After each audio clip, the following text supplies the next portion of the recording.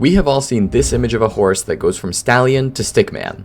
Or stick horse. Well, I saw this image the other day and it gave me a fantastic idea. I should model the same character twice, but each time with a different time limit. The first time I would get only 30 minutes, but the second time I would get a whole 6 hours. Here's the character that we're going to be making, and now let's jump right into it. Okay, so the first thing that we need to do is come up with a game plan for how we're going to make this character.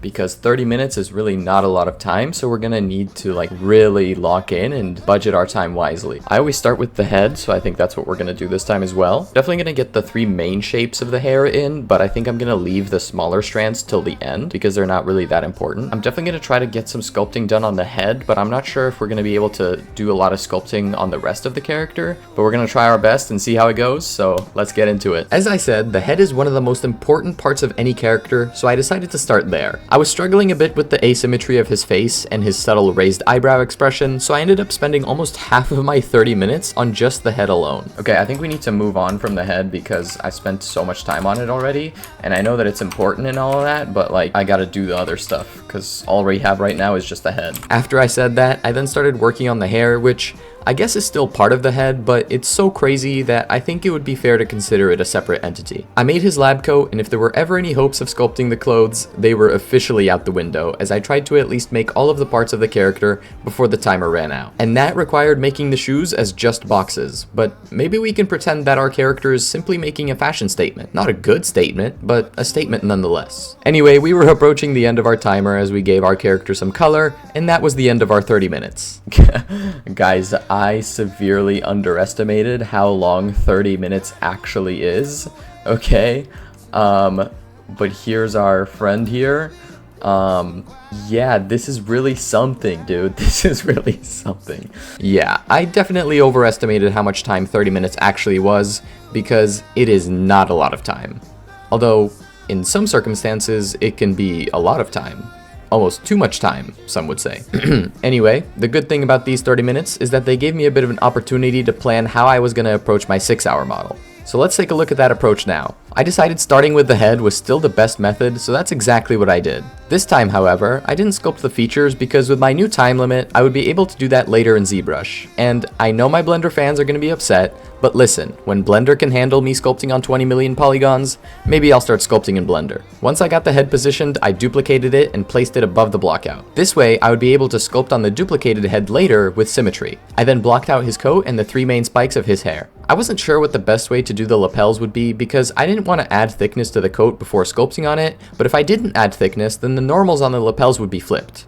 I decided to just add thickness and deal with the consequences later. I did the collar for the undershirt, and I decided that I wouldn't actually connect the two because that would make it annoying to sculpt on, and you can't see where they connect anyway in the concept art, so I figured I'd save myself the time and the headache. Just promise not to tell anyone, okay? This is just between you and me. Now this guy must have some pretty big feet because these things are massive. And you know what they say about big feet? Big shoes. At this point, we were a bit under 3 hours into the model, and I know that you might panic because we have already used almost half of our time on just the blockout, but take a deep breath, everything is fine. Using some extra time on the blockout is only going to help us because once we get into ZBrush, we won't have to worry about figuring out where things are placed or on fixing any major flaws. We can just focus on sculpting the details. The last thing I did before getting our character into ZBrush for sculpting were the smaller loose strands of hair, and after I did those, we were finally done. Oh, wait, I forgot to add the garnish to the tie. Perfect, now we're done. In ZBrush, I started sculpting the head and did most of the main shapes with Dynamesh. I then Z-remeshed, meaning I could use something called posable symmetry, which allowed me to move our head into position, but still maintain symmetry as we continued working on refining the head. At this point, I was getting worried because I was almost 30 minutes in, but the head sculpt was not looking very good. That's when I decided to project the concept art colors onto the model in order to make sure I was placing the features in the right spot.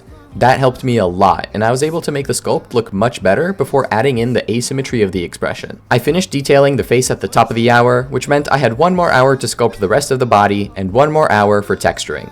I carved some detail into the hair and the mustache, and I had to be very careful when carving the mustache because the knife tool tends to be very feisty and crash your program with no warning. Sculpting cloth is always a challenge, but fortunately this concept art had the folds really defined, so that helped me a lot for both sculpting the coat and the pants as well. Once I finished sculpting the clothes and the little bit of the chest that was poking out, we were finally done with the sculpt and could move on to painting the texture. I used our earlier method of projecting the concept art colors onto our model, but this time for the purposes of texturing. The features of the sculpt matched the concept art pretty closely, so I didn't have to do too much cleaning of the projection, but I did still have to clean up some parts like the left side of the head and paint over the eyebrows. I got the head done and I was pretty excited because our model was actually starting to look pretty good. I quickly did the hair, which was just painting in some shadows in the creases, then the shirt, the pants, and the tie. The lab coat was the final major piece of the character that was left, and once that was done, I did the little badge.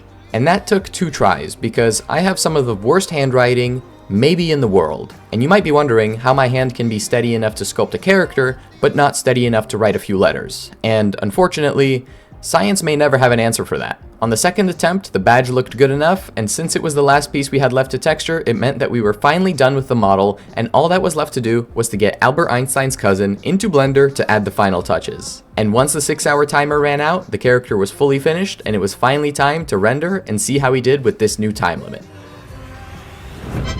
Obviously, the 6-hour character came out infinitely better than the 30-minute version, and I think in the future, if I were to do this again, I would maybe do 3 different times so we can get some more variety. So if you'd like to see that video, drop a comment down below. But anyway, that's it for this video. I hope you enjoyed it, and if you'd like to see me do these sorts of challenges live, then go follow me on my Twitch, it's linked in the description. And if you'd like to see more of my other projects, then go check out my socials in the description as well. Thanks for watching, and I'll see you all in the next one.